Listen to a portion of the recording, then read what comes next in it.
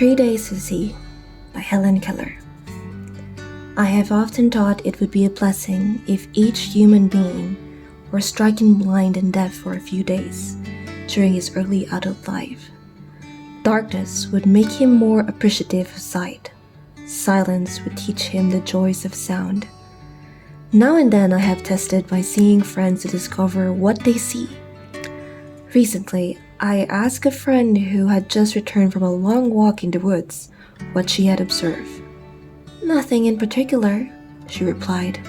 "How is it possible," I asked myself, "to walk for an hour through the woods and see nothing worthy of note? I, who cannot see, find hundreds of things to interest me through mere touch. I feel a delicate symmetry of a leaf. I pass my hands lovingly about the smooth skin of a silver birch, or the rough, shaggy bark of a pine.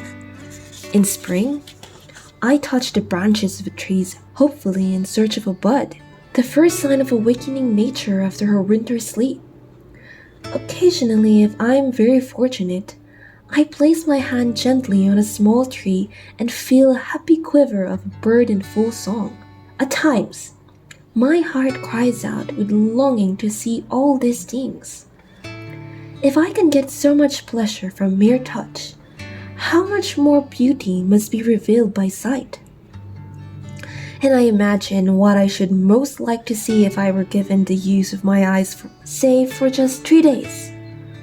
I should divide the period into 3 parts. On the first day, I should want to see the people whose kindness and companionship have made my life worth living. I do not know what it is to see into the heart of a friend through that window of the soul, the eye. I can only see, through my fingertips, the outline of a face. I can detect laughter, sorrow, and many other obvious emotions. I know my friends from the feel of their faces. How much easier, how much more satisfying it is for you who can see to grasp quickly the essential qualities of another person by watching the subtleties of expression, the quiver of a muscle, the flutter of a hand. But does it ever occur to you to use your sight to see into the inner nature of a friend? Do not most of you seeing people grasp casually the outward features of a face and let it go at that? For instance, can you describe accurately the faces of 5 good friends? As an experiment, I have questioned husbands about the color of their wives' eyes, and often they express embarrassed confusion and admit that they do not know. Oh, the things that I should see if I had the power of sight for just 3 days. The first day would be a busy one. I should call to me all my dear friends and look long into their faces, imprinting upon my mind the outward evidences of the beauty that is within them. I should let my eyes rest too on the face of a baby so that I could catch a vision of the eager, innocent beauty which precedes individual's consciousness of the conflicts which life develops.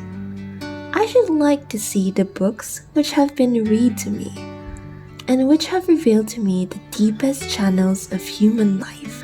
And I should like to look into the loyal, trusting eyes of my dogs, the little Scotty and the stalwart Great Dane. In the afternoon, I should take a long walk in the woods and intoxicate my eyes in the beauties of the world of nature. And I should pray for the glory of a colorful sunset. That night, I think I should not be able to sleep. The next day, I should arise with the dawn and see the thrilling miracle by which night is transformed into the day. I should behold with awe the magnificent panorama of light with which the sun awakens sleeping earth. This day I should devote to a hasty glimpse of the world, past and present. I should want to see the pageant of man's progress, and so I should go to the museums. There I would see the condensed history of the earth, animals, and the races of men in their native environment. Huge carcasses of dinosaurs and mastodons which roamed the earth before man appeared. with his tiny stature and powerful brain to conquer the animal kingdom. My next stop would be the Museum of Art. I know well through my hands sculptured gods and goddesses of the ancient Nile land. I have felt copies of the Parthenon friezes, and I have sensed the rhythmic beauty of charging Athenian warriors. The gnarled bearded features of Homer are dear to me, for he too knew blindness. So, on this, my second day, I should try to probe into the soul of the man through his art. The things I knew through touch I should now see. The more splendid still, the whole magnificent world of painting would be open to me. I should be able to get only a superficial impression. Artists tell me that for a deep and true appreciation of art, one must educate the eye. One must learn through experience to weigh the merits of line, of composition, of form and color. If I had eyes, how happily would I embark on fascinating study. The evening of my second day, I should spend at the theater or at the cinema. How I should like to see the fascinating figure of Hamlet, or the ghastly Falstaff amid colorful Elizabethan trappings. I cannot enjoy the beauty of rhythmic movement except in a sphere restricted to the touch of my hands.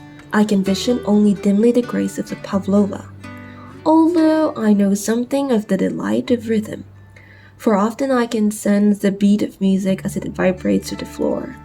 I can well imagine the cadence motion must be one of the most pleasing sights in the world. I have been able to gather something of this by tracing with my fingers the line in sculptured marble.